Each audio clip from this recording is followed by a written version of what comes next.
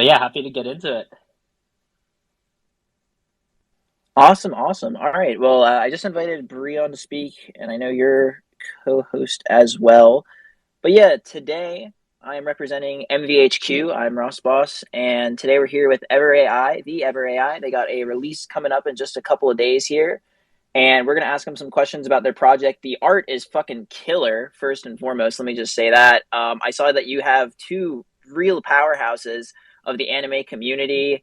I don't want to botch either one of their names, but I see a Medi as one of them, and he was on My Hero, Jujutsu Kaisen, like some absolute bangers. I am honestly shocked that you guys got him on your project, so that's super, super dope. I saw that, and I also know that you have Quentin Point Hill Art, who worked on some Miyazaki stuff and looks like he does some layering. So, first and foremost, just wanted to address the art because it's seriously badass. We'll definitely talk about your inspiration there and how you guys got into anime, what led you to create this project. But yeah, this is just the intro, so I'm gonna pass the stage over to you, and we can get into some Q&As later. But yeah, tell us everything about your project. Shill away. Much love, yo. And honestly, yeah, much love for the artist as well. Happy to get into it. Just a little quick intro. I'm Andalou. And joined here with Brian. We're both co-founders on Screenshot Labs, the team behind Everai. Um, Brian, do you want to introduce yourself real quick? Yeah, sure. Hello, everyone. Thanks for joining us. Super happy to be there. Um, yeah, but for fun, do you want us to what to present the team, to present the project? How do you guys want to go? I'm always down to let's go with the team first. We're surrounded by some Yeah. pretty All dope right. people. All right. So just as a team perspective, so we are a company which is mainly based in France and more specifically Paris and Los Angeles. So we have like two. This is the two main HQ for our team on our side. So we are surrounded by people that used to be OGs into the space. So, for example, the one of the two co-founders of our team were initially the founders of Game of Blocks. That was one of the first decentralized game that was made in 2018. It was back then in February 2018 when actually Axie Infinity started to launch their first collection. The guys were already making full on chain games back then. We have pretty different typology of people. Of course, we have, as you saw and as you just spoke about, the really cool artists that are on board with us and that are working with us on these topics. We have even more we could talk about maybe in a few weeks and months from now that we want to address today. But there are some more cool stuff coming throughout this way. We are a team, so basically that is international. We are focusing, as for the team, as for the people that are around us, to only make quality things. So we tend to push in that sense to get the best people. As we think human is one of the most important part for to be able to do great projects and great things. So this is actually true as part of the team itself, as of our advisors. And as part of our advisors, we have different typology of people, mostly either from the Web3 side, either from the IP side, either from the game side. So we have people from ex-Riot Games people, ex-Supercell people. We have as well some other people that were into the DeFi before and everything. So we are like trying to get as much as we can expertise on the many different subjects that we are about to address and that we are for some of them already addressing. We are backed by a fund, which is actually behind us, and which is so it means we are a funded company. Actually, we are not basing Everai on this first sale to fund all the projects. It's one part of the journey, but it's not all the journey. And basically, just to try to make it short, not to make it too long, but at Screenshot, we are basically a lab. We work on many different subjects as the Web3 world is requiring us to do. But we are focusing mainly on the IP creation at first, and one of the key work that we are about to address at some point that we gonna be able to spot maybe a little bit later about is the game side of the things that we think is a key element for us into our company. And this being said, this is kind of an overall picture that you can have about what we do and who we are. Yeah, perfect. And then a little bit about, Everai's background and how it came to be. So we all got together around July of last year. And the idea really started with the foundation of, we are all like longtime gamers on the founding team. Personally, I was like a Dota, League of Legends, WoW degenerate, and like Brian was mainly a WoW degenerate. And for all of us as a team, like one of the biggest things that we look back to and inspired on was the world of these games, like the world of League of Legends, the world of Azeroth in WoW. And and for us, though, it's such a key pillar of our childhood and our memories, and in our eyes, like what made those games great.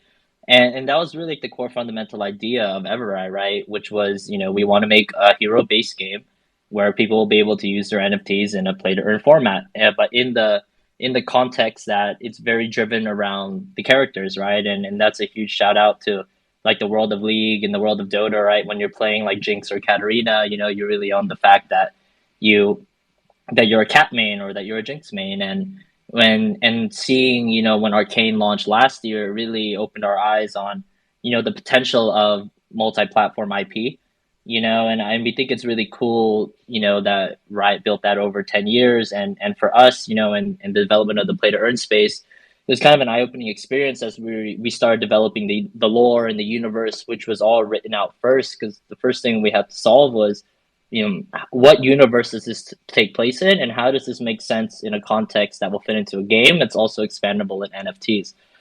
So it was the beginning, early stages are really all of us and our writers are really pumping out that world. And as we developed it and as we got into the first heroes, we started to really look at the perspective of like, hey, like we could envision ourselves in this world. And we are super inspired by, all the sci-fi worlds out there. And we all grew up watching like OG mech animes, like Evangelion, Gundam, which, on the top of inspirations were part of it for the art. And that's when we really took the perspective of like, let's focus on building the IP and building the brand, and the ways in which these heroes can live in multiple contexts, and with the light at the end of the tunnel being the game.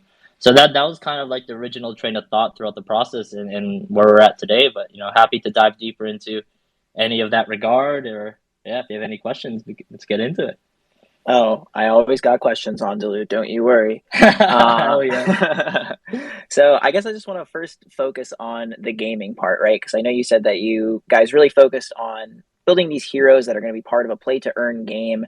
And when I look at your website, it doesn't seem like that's sort of the real, front runner of where the ideas are going. It really looks like this anime creating this character, building this world. Like, is your team right now equipped with game developers? Is that something that you're already actively developing, or is that something that's sort of like on a roadmap to the future? You're looking into where this IP could take you. Yeah, so it's definitely the latter. We learned a lot of that from relaunching Game of Blocks again, because one of the big things we noticed is that one is like we don't want to rush into making a game, because first of all, we want to make sure for us as gamers that we think it's fun, and then I think when you introduce the layer of tokenomics, it's a whole nother beast, right? And making sure that it's a scalable world. So for us, and then what we always tell to the community from day one is like our game is like our final pillar, and also from the standpoint of universe building and lore, it was it made sense for us to focus on the IP creation and expanding the universe first, so that the game at the end of the day will also have more content to fill it with, right? More heroes, more universe, and it gives us the time to really spend the time scaling to ensure that we have, the nice mechanics in both the gameplay part and the tokenomics part. And for us, it was always the final pillars that we told the community, and in ways we're in no rush to get there. So yeah, it's definitely the latter. And just to add up a little bit on that point, I think Andrew said really well. So the fact is that we confronted ourselves already to the game buildings aspects, and we know what it takes, we know what it means, and we know the time it requires to do the things correctly. I think maybe not all of us here, but I'm sure like most of you guys are have the conscious of playing some great games. And we are definitely not trying to be in, because it's kind of a really contradictory space, because we go really fast in everything we do, and most of the time going fast means as well doing a compromise on the quality that you deliver. And games are definitely the type of products when you do compromise, it's something that you see straight ahead over time. And so this is a really, really important step on our side because we are, surrounded by, as I said again, people that were in the top best and not that were in the top best and are for some of them still in the top best game studio in the world. That are for me, like in my personal opinion, part of them Supercell and Riot. And in this perspective, we just try to, take the time to take the good decision, to do the good execution. It takes time, but it takes, as I just said earlier a little bit, resources, and the resources are the human and the people that you want to build this with. And we are currently right now in the process of, structuring the company with the good people to be able to deliver all the things that we want to do. And definitely it's a matter of, quality that we want to reach out for. And again, as well, Andrew said it perfectly right. But whenever you attack to a new point of because we don't want to do actually play to earn. In our perspective, it's a super important point to underline. We want to really go for a play and earn perspective. Philosophically, it changed kind of immensely the perspective in the way we want to build the games, because it's not just saying we want people to make money out of it. It's just we want people to have fun and make money eventually out of it. So it's as a game studio developer, it's another perspective for the quality that we were gonna want to reach as for the entertaining part, instead of just trying to make a game which is just a click and button type, and that can be fun actually, but that it is definitely much more made for make money and to create an economy and to base everything around this at first.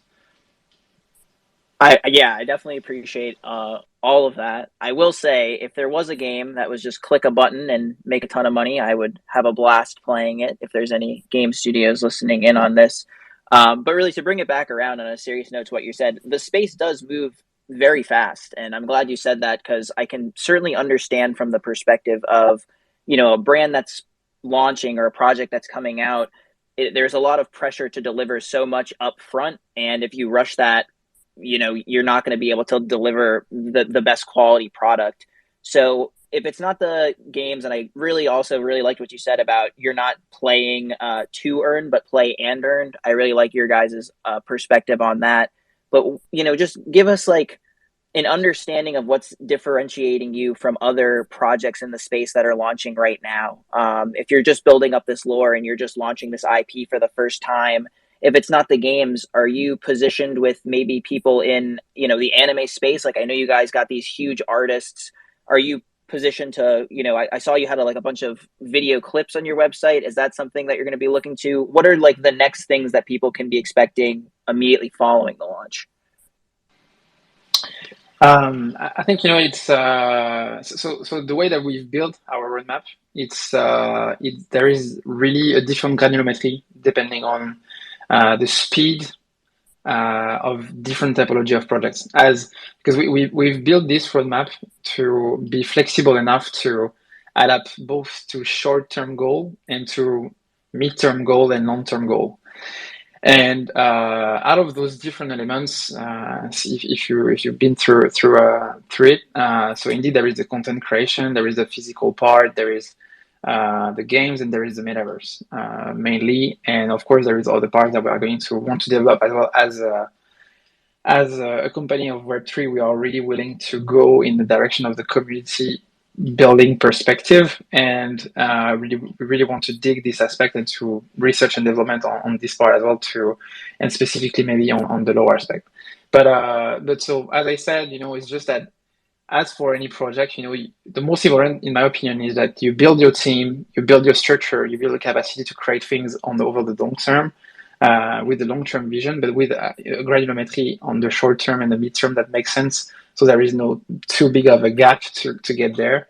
At first, for sure, the first milestone that we have was this collection. Honestly, people ask us already sometimes that what is just after that, but honestly, this is just already a work of 5 months from now. So the perspective, the way that we've done things on this specific one, I think is a little bit different from the space in some sense on this part. But of course, on the other edge, right now we have already things that are launching, and specifically, so we can say it for any with Andrew, but we have already like on the closing part some stuff that are coming out, on the merchandising part stuff that are coming out, and so those are the first thing. We have already something which is going to about to come out on the midterm around mid end of the year with the Metaverse. We are about to announce a partnership with. And all of this is the short to mid-term strategy that we have, and then comes in the long term. But at first, what was the most important for us was to be able to first deliver on what we said right now, deliver it right now, see everything goes well, and we make sure that everything goes in the good direction. And then we start to launch as well all this increase of creation that we're going to launch. That for some of them, as I said, are already launched, and some other that will be needed to wait for us to adjust that according to how the launch will happen. How we want to do things actually, depending on what's going to happen over the next few weeks from now. Yeah, and to elaborate that a little bit, I think, Brian said it perfectly, right? Where, the way we operate is really, building for the long term, but keeping in mind like the short and midterm rewards for holders. So, I pinned a link to our Evermap tweet right above here, and I think, for the long term, right? I could see like the full potential of this universe being a world of, like anime and games, right? In like a perfect world. But, those are two of the most ambitious and long-term goals we have, in both in regards to time and resources. They take an immense amount of time to develop a good anime, an immense amount of time to develop a good game, and also, couple that with the resource it takes to do that. So, for us, like we're very ambitious, but we're also a very realistic team in that, you know, we know, and we came in as investors in this space first, right? So we're always keeping in mind, the rewards for our holders, and whether that be access to future collections at its simplest, or like interoperability into existing metaverses, as Brian said, we got in the works.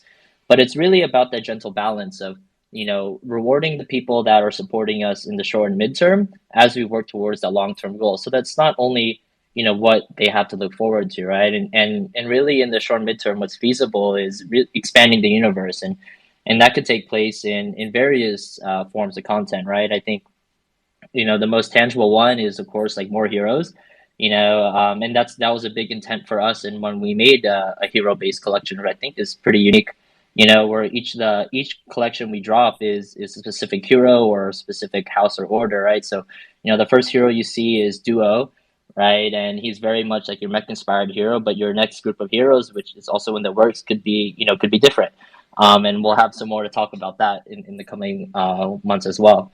But I mean, I really think that's what it is, right? It's really just in the near, short, and midterms, expanding the universe in tangible ways. That's not over promising. Because for us too, is we're really big on under promising and over delivering, and I think always building to what is at scale, and keeping the community in the loop, and involving them in the process the whole way, right? And I think that for me is the fun part, right? I mean, the lore is written out, so a portion of our lore that has been revealed is only really, I would say, like the origin story, and basically just like beginning of the world.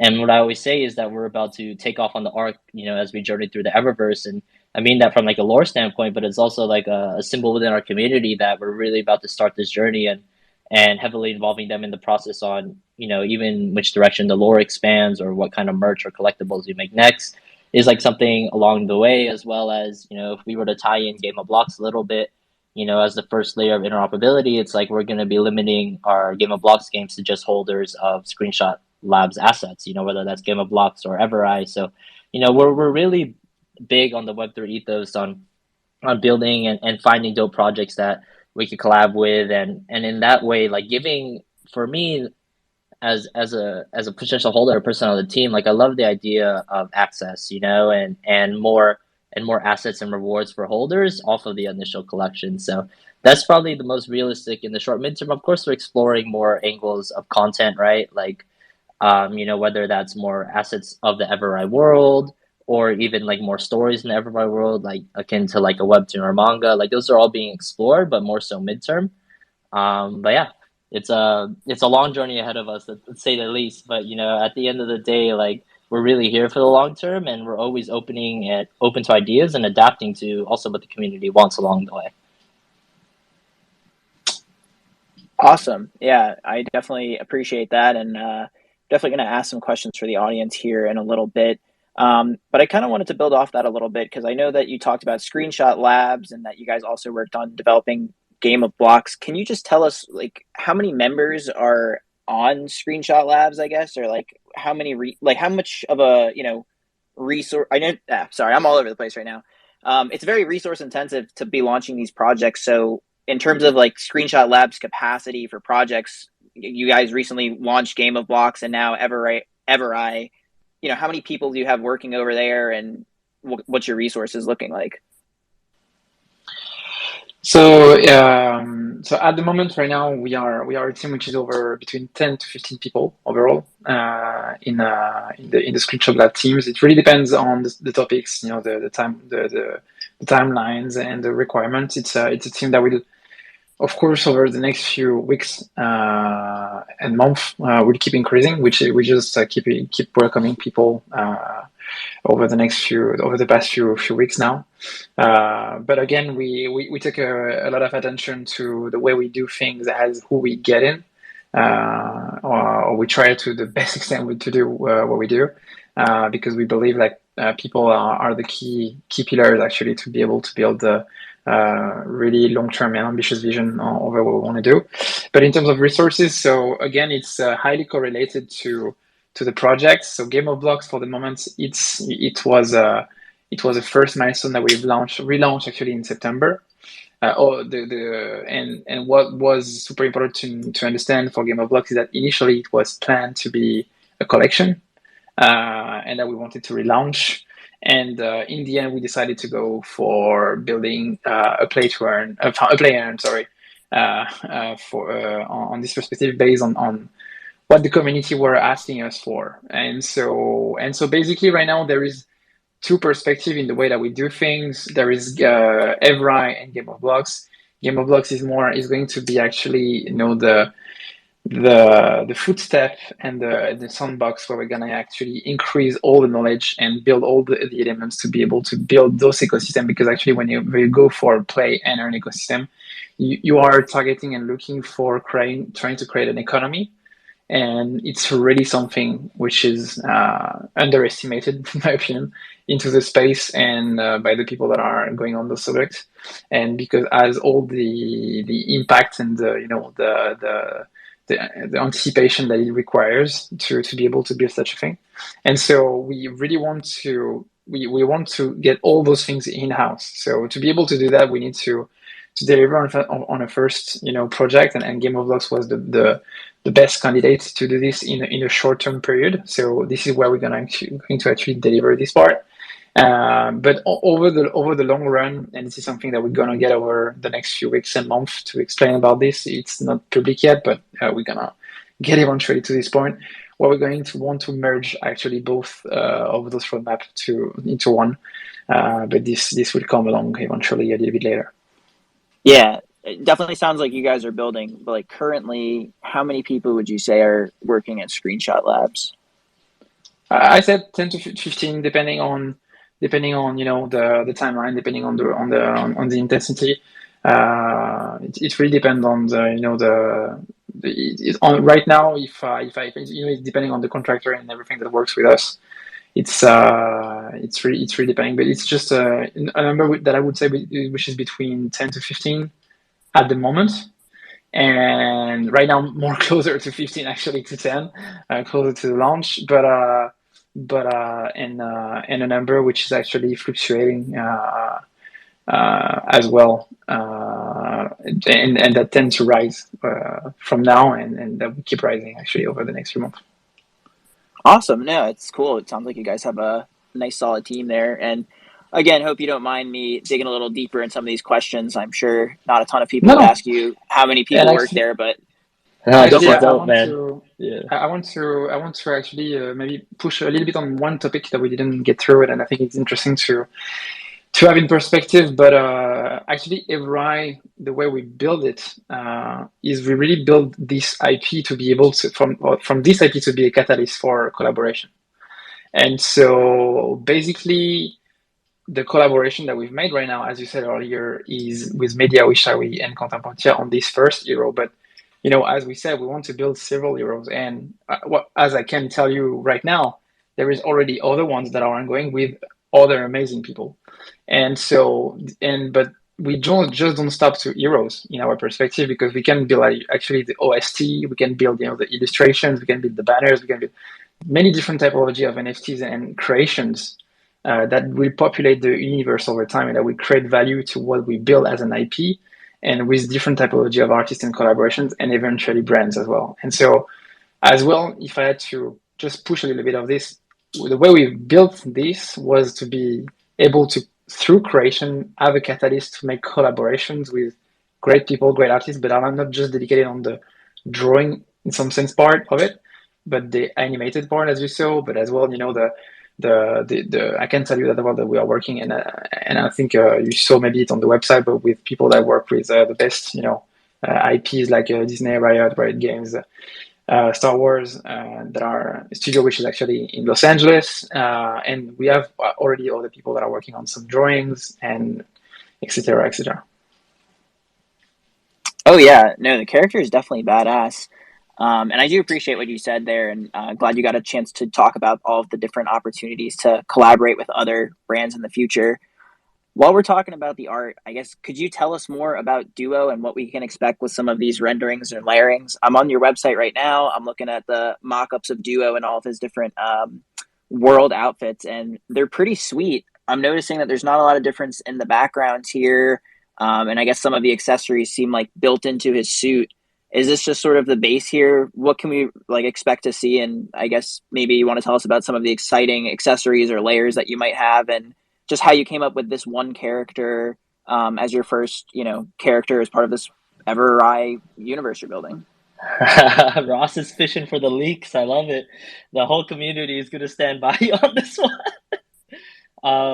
No, but yeah, I mean, so what you see there is Duo, and that's really about what I would say is like close to the floor, if not like, the more uncommon ones. And what we want to do is save a few surprises for the community, but you'll start to see more leaks out there. I think the latest one, and I'll pin it to the top of this Twitter, is the more rare versions will have animated features on them, which was a big part for us, and Mideast background and Cantons as well. And as well as the difference in the heroes, a lot of it is two parts, two main parts, right? Obviously, there's like each individual traits, but the two main parts are really the base like hero traits, right? So heroes, different variations on the armor, and then also the colorway, and then also composite style. So to dive a little bit deeper into the artist a bit, Mehdi is the character artist. So everything you see in regard. Oh, I think you might be cutting out here. Poop, did he just cut out for you as well, or is this me? Yeah, you got a little cut out there. You might have gotten Yeah, There we go. you just cut as well for me. I'm just gonna send him a message. The good old Twitter rug. While Andalou is troubleshooting here, Heart of Texas, All right. I see you. Oh, Andalou, what up? Sounds like you're back. I was going to invite up Heart of Texas if you're listening. I hope you're there. I'm going to invite you to speak. Please join me on stage if you're feeling like it. But go on. I'm sorry about that. We just chopped out for a second, so just trying to fill some space while you hop back on stage. All right, but I can take over while he's coming back if you want, guys. Sure. But basically, just so most of the things that we've shown so far are just the leader part of the collection, to be honest. As for the traits part, as for the backgrounds part, as for just what said Andrew, the animated part. So definitely we've been working. Our first concern, I would say, was to make the as a first big mecha collection post Metaverse. For sure, we had this little will from our side to be sure that we're gonna be making something which is unique for every people, and that is going to be really everyone could actually just have something as unique as possible, as for the forms part, as for the color aspects, and to be sure that we're gonna make something that stands out as for the mecha perspective. And this was really our goal, I think, because it was something that is actually really challenging, to be honest. When you build a mecha part, it's a really completely different perspective as you would build, for example, a character like maybe the Azuki or whatever. Just like there is much less things that you're gonna be willing to work on to make them different and everything, depending, of course, of the way you make it. But we definitely try to make them, and we made them all unique. So I can assure you that all the people are going to have something unique. And so, as said, Andrew, the one of the one that he showed recently is so there would be animated one that are going to be the rarest ones for sure. This we can tell you already, and there will be one that are more static and one that have more that has as well. There will be background variations as well that you will see that we didn't show any from the moment as well. But this is all something that we wanted to not display, too fast, too early, because we want as well to have this perspective of people, opening up their booster and package from, cards that they have, and just be surprised actually of what's going to come out of it. And I think it's we are really excited to see post reveal what people will or the direction of people, when they're gonna see if they have, for example, the any specific ones, because I think that really stands out from what we've seen so far. That's awesome. No, I appreciate, first of all, the leak that there's going to be some animated ones in the collection. That's pretty cool. When you're saying that they're all going to be different and stand out, like, I think that's definitely a valid concern that people might have, right now in the NFT community with just so many projects coming and going. And definitely, I think it does tie back to Azuki a little bit with just having, a 10K collection look super unique. And I definitely think that collection hit the nail on the head with all of them really stand out, and they feel like individual characters more than some other collections that might be out there. Like Doodles did a great job of that too. All of them look really unique, even though they are under the same collection. When you say that you haven't really showed us a lot of them, I'm sure you're talking about some of the more legendary ones. But like, I guess if you've looked over the renderings at this point or the different generations, do you think the commons of the collection would still look good and are still differentiated? So what you see right now on the website are common ones. Wow. Those ones are, just and in some sense as well. I want to underline something but we didn't, and I think on this. I think Andrew would agree with me. I don't know if he's back there, but that we have we huge shout out to Azuki in the way they did things.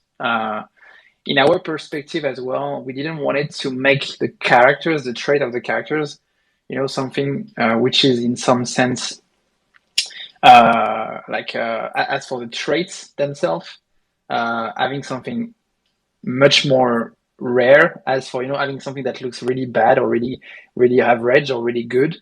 We wanted to focus on trying to have a collection which is overall, out of the 10,000, really homogeneous in terms of quality, and that everyone is happy with whatever he has. And of course, there will be people that will be, amazed in some sense, because they will have, all the additional layers, the animated part, the specific background, the specific compositing aspects, and that are going to push to the edge the characters. But as for the trait, as for the drone, and as for the make perspective, we really wanted to have something homogeneous, as for everyone to be really satisfied with what they have.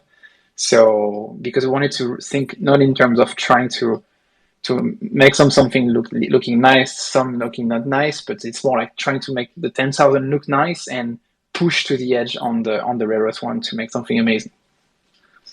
Okay, cool. Anjali, welcome back, man. Good Dude, I got rugged so hard by Twitter Space. It was glad you're back.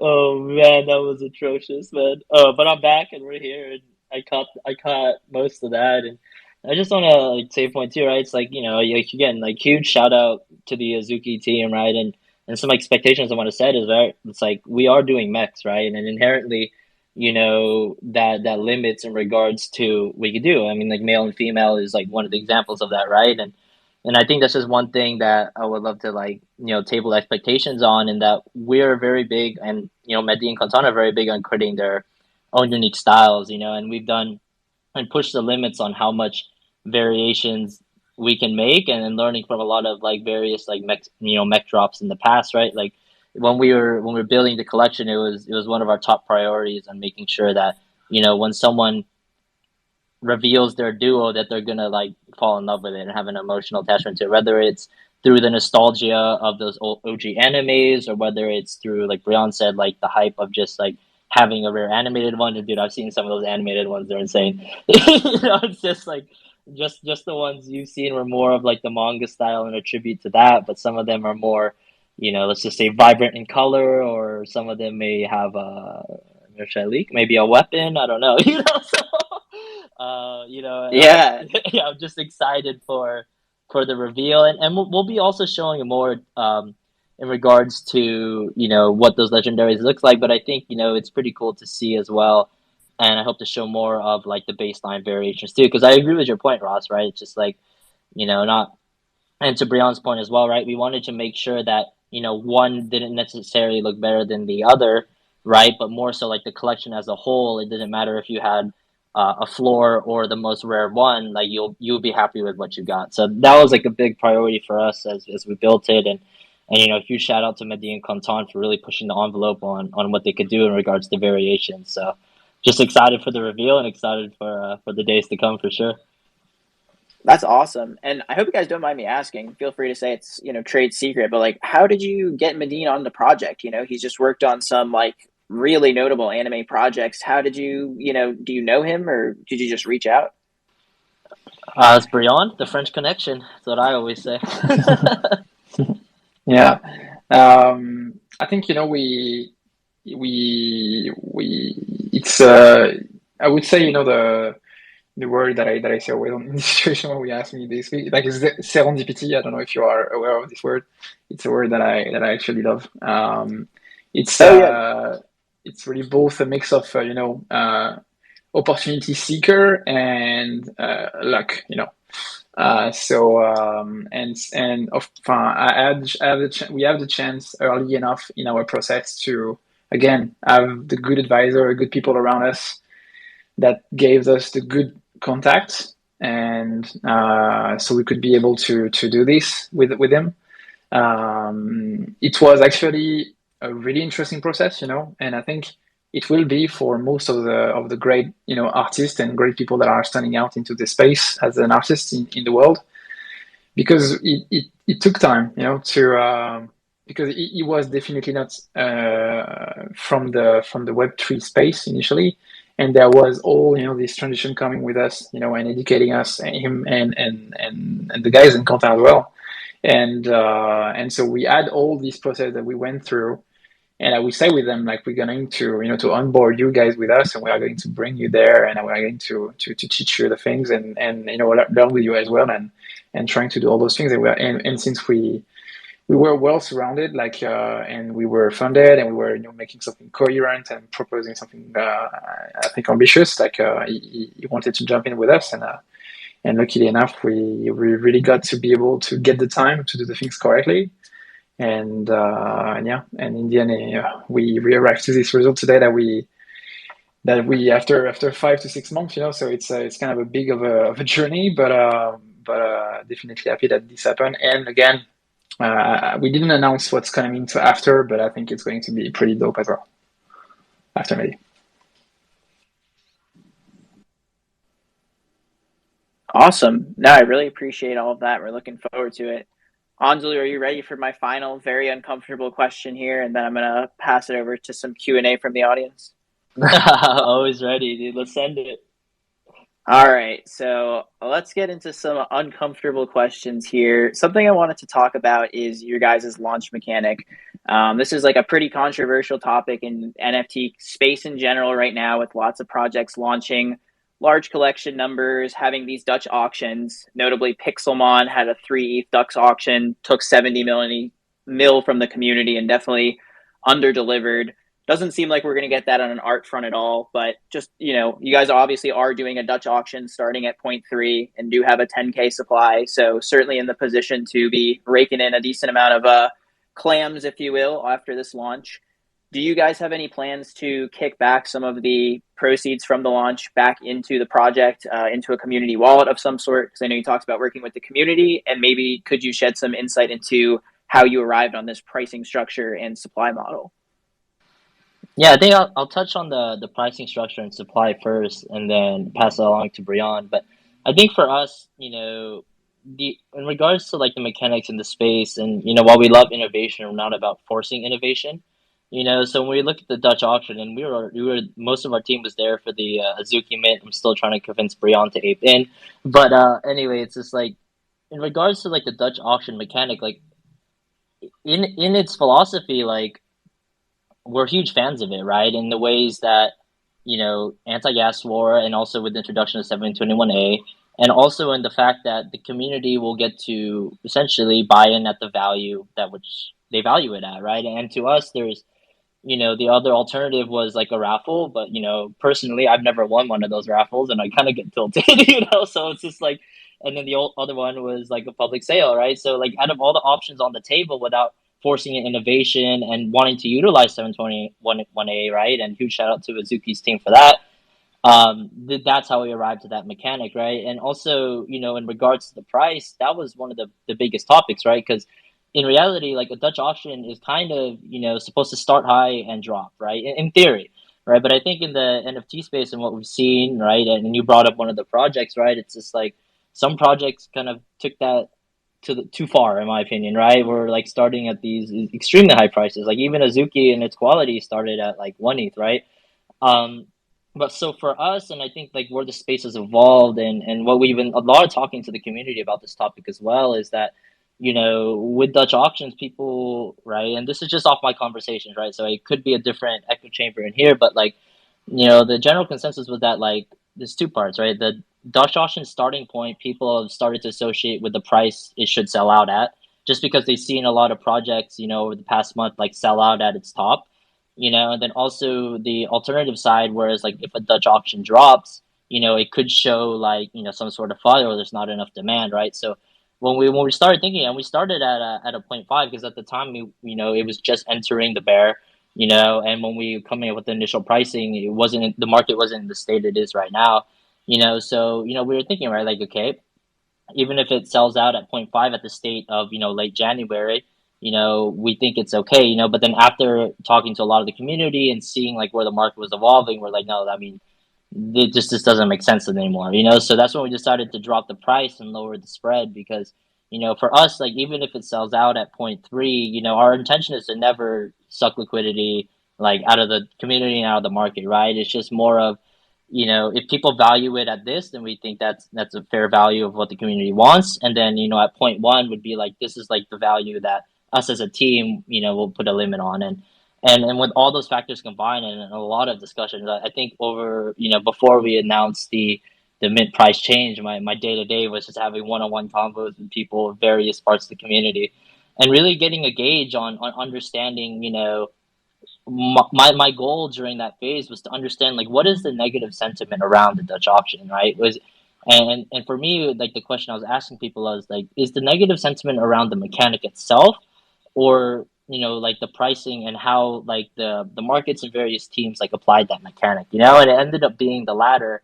And in that regard, again, like our other option was a raffle, which we were seriously entertaining, but then again, I was just like, most of us on our team, like, we participated as much as we can, and for us, we wanted just the people that wanted to buy it to be able to buy it at a price that they thought was fair, and that's pretty much how we arrived to that point. But Brian, if you want to elaborate on that more, and talk about some of the funds, Mhm. more than happy to. Yeah. Yeah. No, I think you covered main part of it, but I think it's just sad in some sense what happened with Pixelmon. I think the trauma for the space is definitely huge. I think they pushed to the limits what was okay in some sense, because they what they've done, knowing what they was about to deliver, it's I mean, like, I won't say it because I don't want to be subjective on this perspective, but for sure, like, being in their position and knowing what they were doing, as a team, like building this hype and everything, and consciously knowing what they were about to deliver and putting this price, and like, honestly, for me, it's really, I understand the trauma. You just, like, you just can't avoid that. You can just not comprehend that, because it's just it's just evident. The It's not a mistake that they've made. It's just like the values as a team, they were just like too greedy, and I think their position there was non comprehensive for the community, and when it happened, honestly, I think it damaged the kind of the mechanic of the destruction. But initially, the destruction, it's just a mechanic that actually is, in my opinion, interesting for both the buyers and both the project team, because it gives the opportunity for the community, if it's made correctly and if it's made in a scope which is controlled, a fair price for the mint, and as well, it's avoid for the team which is like launching the project to take too much risk by putting a price that could be risky, for the project. So in some sense, in my opinion, and this is the way that we tried to do it right now on Everai, but it's to try to do something which is coherent and which is not putting at risk people, and in terms of the art and what we are about to deliver. Actually, we are always in this perspective of trying to over deliver, instead of over promising. And yeah, and so for me, the mechanics is not really a big problem, because this is not much about more the mechanics for me than the FUD around Pixelmon that caused all of this, because we didn't hear anything out of Azuki back then when they launched. For the people that own Azuki, it was mostly actually just Pixelmon that he initiated this process, and then it turned out that actually it's not Pixelmon, it's the fault of the Dutch auction, but which is, in my opinion, an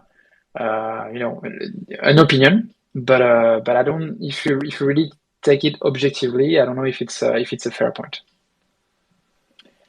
Yeah, I definitely see what you're saying. I mean, it really does seem like that's more of a Pixelmon thing, and I think the market has certainly wisened up to that a little bit. I mean, following the release of Pixelmon Serial Club, which was one that was hyped for a long time, people did not buy immediately at the top of their Dutch auction, which was good to see. So, to your point, I definitely think that it is a model in itself. But I think, piggybacking off my original question in terms of, is any of the mint proceeds going to go to like a community fund? I know that working with the community is, a pretty big part of your roadmap. And you said your mission is to really tie the community into where this universe goes. Like, after mint, are you going to be taking any portion of royalties or this initial mint haul and putting that into a community funded wallet? So, as for the methodology of it, I don't know, maybe you have something specific in mind, but all we are a company which is about building. So everything that we get, in some sense, it's going to be dedicated to finance the development of everything we do. So if this is this question, in the sense that, is the money going to go to finance the project itself? Of course. But maybe you have a more precise question about this, as for the Yeah. methodology. So I guess specifically, a lot of projects, you'll see a community funded wallet, in that the community can vote to approve the funds, where they would have, full oversight into how those funds are being spent and where they're being allocated based on voting. And I'm asking you this because on your website, you talk about letting the community shape where the project goes. And for some Yes, sir. projects out there, it's a very literal, they oversee where those funds go. So I'm Yes, sir. asking, is this more you're collecting the money and you guys are going to build, with Screenshot Labs, or maybe just directly with Everai, as you see fit, or is it something that you're going to let the community govern? Yeah, I get you. Okay. So on this specific part, we are thinking that the DAO ecosystem is a really interesting one that we should for sure as a lab try to achieve in terms of like development. And considering that Duo is a character and that everyone owns a part, own the one of several of them, would have a right of vote to do things. It's definitely the direction that we want to go for.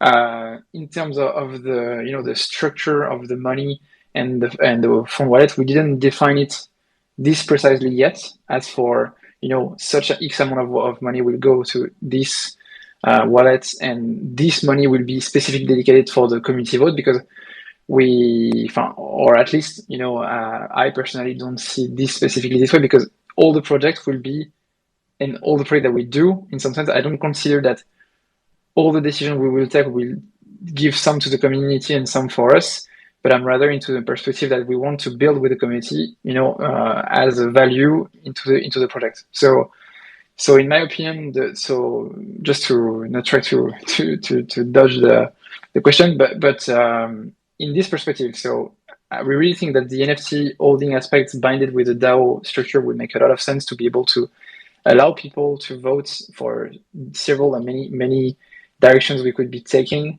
on different topics, different subjects. And this is definitely something that we want to try to put in place that makes the most sense.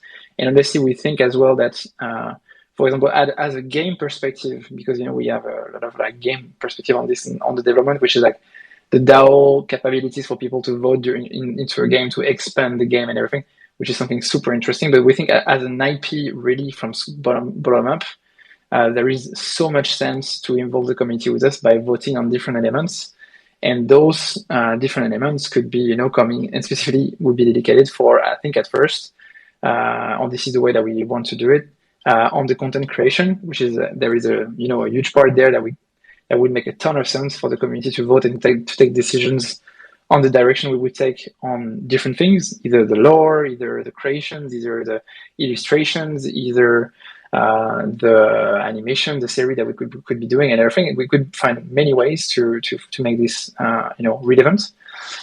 On the merchandising and collectible part as well, there is many ways to be doing this smartly.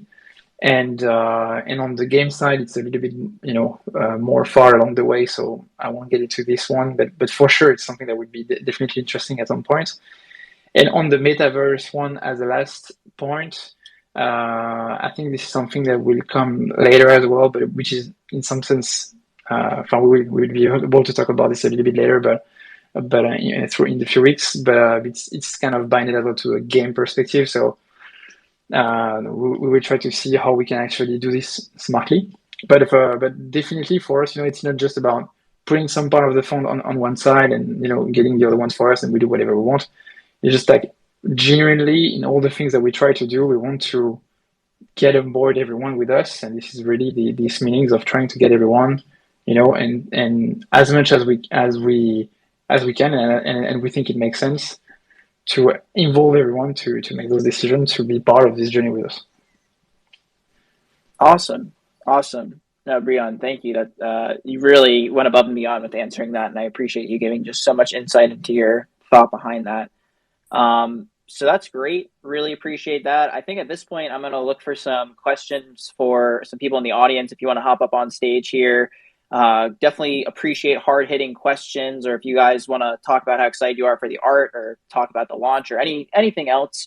But please start reacting in the audience. If you want to come up here and ask a question, that's really the only way I can know that you want to ask something. Just start reacting. I can send your request to get up on the mic while people are reacting, and I'm bringing up people here. Ondalu, as we wrap up today's session with some Q&A, anything else that you want to plug? Personal, you could tell us about your day if you want to, or you could tell us about the project some more. Yeah. I mean, just on the topic of the last one, right? I think it's a lot of it's like, we don't want to just allocate for the sake of allocating to say we're doing it. I think everything we do as a team is about doing things with intent, right? But I mean, something that I'm personally interested in exploring is like the idea of a creator fund, and I think that idea is pretty fun, right? If proposals by the community that are, whether it's a project, a music or something, and helping allocate that kind of stuff. right? But again, it's like, I think like Brian's point, right? It's all about doing things correctly and ways that are scalable, and not just doing things for the sake of doing it and using it as like a marketing tagline. You know what I mean? So I mean that's just personally for me. I mean, I came from like the content creator space, man. I see Carl in here, huge shout out Carl, right? And it's just like, dude, like, man, I remember like before Web3 World, we were like trying to pitch shows and get it all approved in studios and doing the whole dance just to get rejected. So it's like, I know how hard it is to get like content off the ground, and if we can make that a reality for some people in the community, it would be a dream of mine, right? I'm not saying it's going to happen 100%, but I'm actively, trying to explore that option and cool ways to do it. So that's just my personal take on it. And then all that aside, we just closed the mint list today for new onboard people. And we're wrapping up the last few days of logistics, making sure that everyone that should be on board is on board. And got a few outstanding collabs, and maybe we'll do a little giveaway for the people here in the community that aren't on yet. But Mint Day is coming soon, and I'm damn excited. We're gonna be chilling there in Discord, during Mint, post Mint. Got some activities planned to come kick it with the community. Just have a good time and spread the good vibes is really what I'm here for. And just damn, it's just crazy to think. I remember when Everai was just an idea and just words on paper of the universe and the arc, and seeing how far it's grown and seeing all the cool people like we've met in the community it's just heartwarming. And I always say that like the community gives us all energy. So this is just my typical community shilling point, and just much love to everybody who's been involved throughout the whole process. And this is really just the beginning of our journey. I'm excited to go on this journey with you all for sure. So, yeah.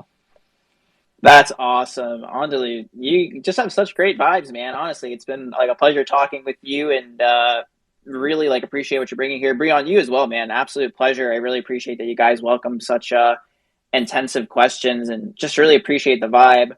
One more time, I am going to give an opportunity for people who are listening in the spaces to ask some questions. If you have anything else that you want to ask the Everai team while they're here, we will literally get anyone up on this microphone. So just send a react below if you want to speak. If not, we can probably wrap it up. But it's really been great talking to both of you guys. I'm really looking forward to the launch of your project. I'm personally on the whitelist, so I'm definitely planning on minting, and hopefully I can get a legendary. That'd be pretty clutch. Much love, yo. Much love, Ross and Metaverse HQ for hosting the space. Met a lot of cool people from your community that are on board with us as well, and just want to give a shout out to you all and your platform, and to the type of people y'all attract. Because for me, what I always say is your vibes attract your tribe, and you guys got a good tribe around you. So just want to give much love to y'all and what you're doing too. Awesome. Before you go, it looks like we do have Walt here who requested to speak. So I just wanted to bring him up to give the community a chance to ask some questions if they wanted to. What's up, Walt? What's up, Walt? How you guys doing? Do you guys hear me? Perfect, man. How you doing? Beautiful, beautiful. I just wanted to say hi to you guys. Actually, I've been following you guys for a while. I guess you guys hosted us for the Make a Chaotic family. Oh yeah, for sure. Yeah, Huge shout so out to the Mecha Chaotic family. yeah, so my name is actually Chewy on Discord, but the one thing I have a complaint, and that's to Andalou. I've been trying to tell him, please put Trigun, because I want to watch Trigun with you guys.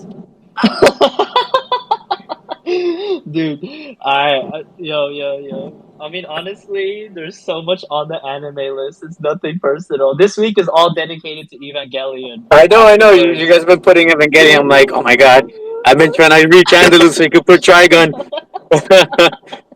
But other than that, I hey. haven't seen Trigun personally though, so I'm down. Yeah, no, but other than that, I'm super excited for the project. Really looking forward for it. Much love, much love, Chewy. And then I'll promise you a Trigun stream one of these days. Once we go through Evo, All right, wait for what's on the plate. That sounds great, guys. Thank you. You guys have a good day. Yeah, likewise, bro. Have a nice one. Awesome. I want to give one more opportunity here just for funsies. There's a guy in the audience, Sire Don't Play, who's been shouting out a lot of love react here's. And first and foremost, sorry, Walt, thank you for talking about their watch party and their stream, but I just wanted to get Sire Don't Play up here because I saw he was a rapper, so as a fellow rapper, I just wanted to issue an invitation for Sire to get up here and freestyle. And I know he don't play, so I'm sure he'd love to freestyle about this Everai drop. And yeah, let's have some fun. Sire, welcome to the stage. Yo, yeah, what up, Ross? What up, man? What up, Luke? How you doing, bro?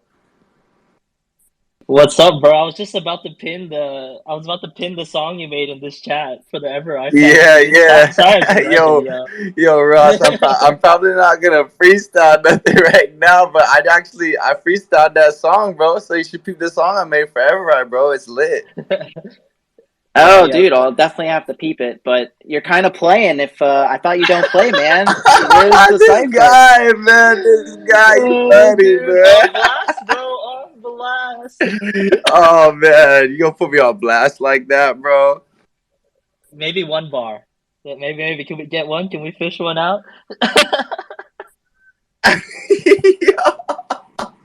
I need a beat, man. Where the beat at? You gonna beatbox for me, Ross? You ever see the end of 8 Mile? Eminem goes a cappella, my friend. We do not have any way of getting beats on here. I wish, dude. That would like bring Twitter Spaces. Twitter needs beats imported directly into the streams, and we need more reacts. For the love of God, I need to throw up the 100 sometimes. All I have is like love and clap.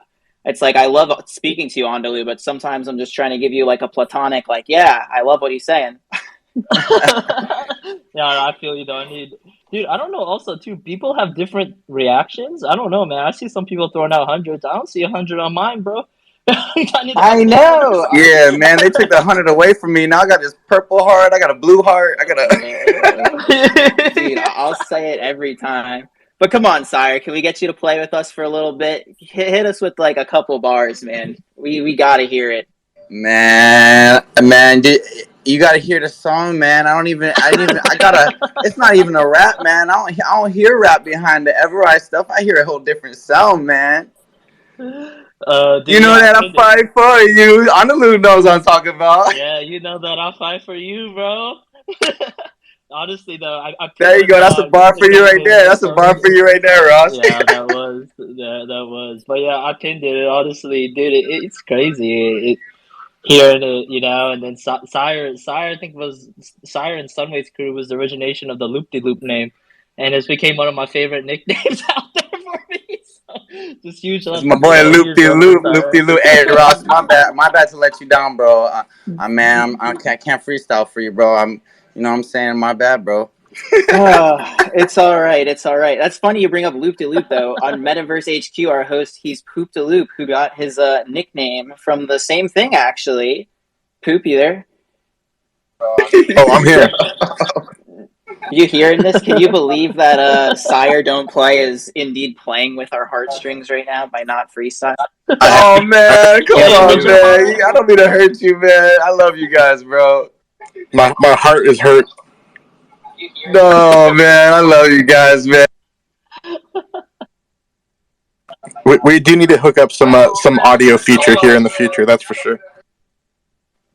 I know. That'd be awesome. All right, Sire, I'm not going to play. I'll drop a couple bars here.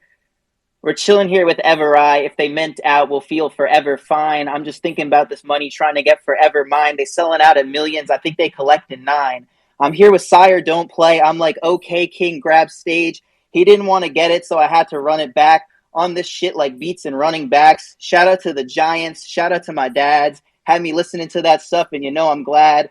Love that I could host this, ask all the questions, but Andalous a god and Breon's great under pressure. Shout out to Love If You in Paris. I know Breon's out in French's. That's wee to you all. I hope you have good evening and good morning, even if you down inside the trenches. Good luck up on this mint. Hope you got up on the whitelist. Hope you enjoyed this freestyle. Sire, this the tightest. Peace to you all. Thank you so much. It's been a blast, guys. Tune in next week for much. Yo, throw it up for my boy Ross. He just killed that, bro. Let's go. Shit, man. This is awesome. My boy Ross with the raps, bro. Okay, Ross, I see you, bro. I see you. Yo, Ross, what a way to go out, bro. You got people asking for audio and for beatbox or something. Ross just goes right off the top. Russ is just bro. He didn't tell me he's a whole legend with the freestyles, bro. Like, when you gonna let me get a verse, bro? Sire, you told me, dude. You've had minutes, my man.